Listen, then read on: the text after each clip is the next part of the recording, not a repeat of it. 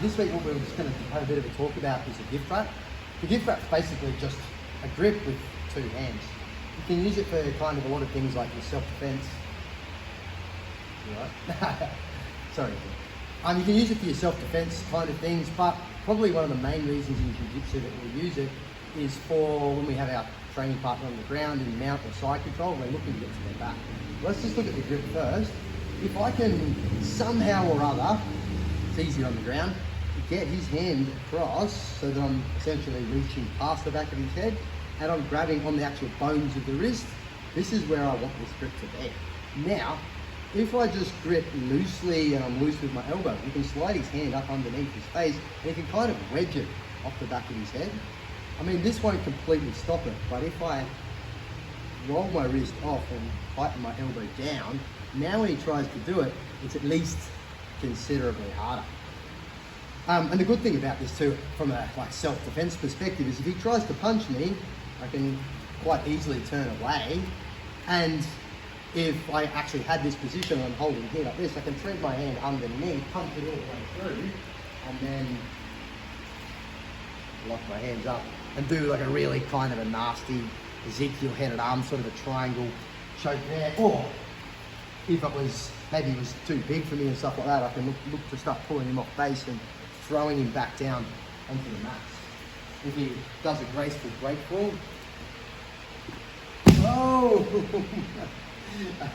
and we get him down on the ground, this is where a gift wrap really, from side control, is really comes into its own, because we've got our chair sit. But even aside from that, when we first get there, a really big thing that you want to do is, if he's on the bottom, he's going to be wanting to re-guard. So if I leave a big bend in my elbow, he can start to re-guard.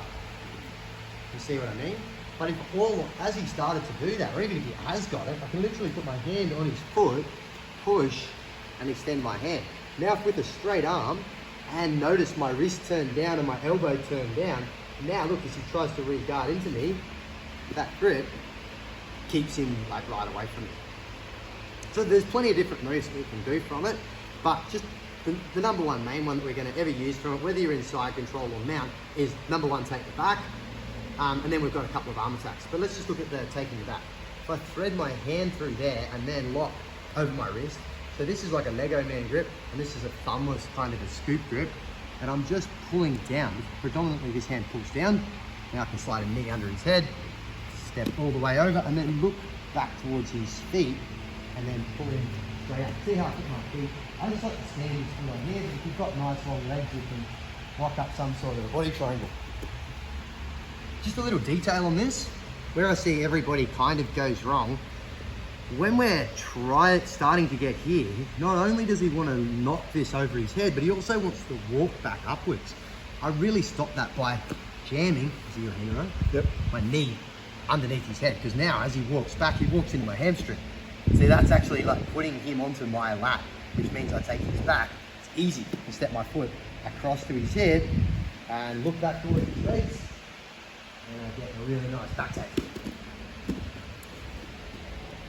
Now, if I'm wanting to be fancy and get stuck straight into a sub, bit of fun, teabag Kimura, I've probably talked about this 1,000 times before.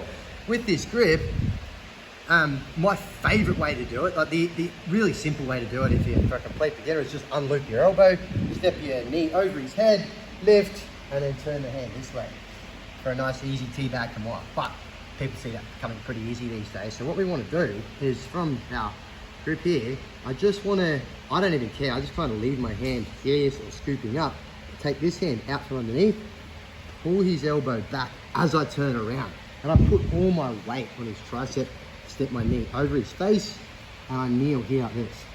Now see how my hand stops his wrist from coming up, put my hand on the wrist, extend, and a nice little teabag Kimura. That's pretty obvious, that's, look how much he loves that. Our other one that seems, when you drill it, doesn't seem as kind of realistic. When you're rolling, it tends to happen almost just this easy. You hear, sometimes they just pop their head out. So as they start to go, I'm just going to bring my foot up behind his back, step over his head, sit back, and I'm keeping it all in tight, squeeze my knees, hold the wrist, stand back, and I just like to hold the elbow and get palm to palm grip, holding onto the thumb. And now I'm clamping my knee. Predominantly, it's the leg side knee just pushing this way as I pull his pinky down the mat on that side. Nice little lumbar there for you. That's the gift wrap. There's just a few uses for it there, but there's like tons more. Cheers.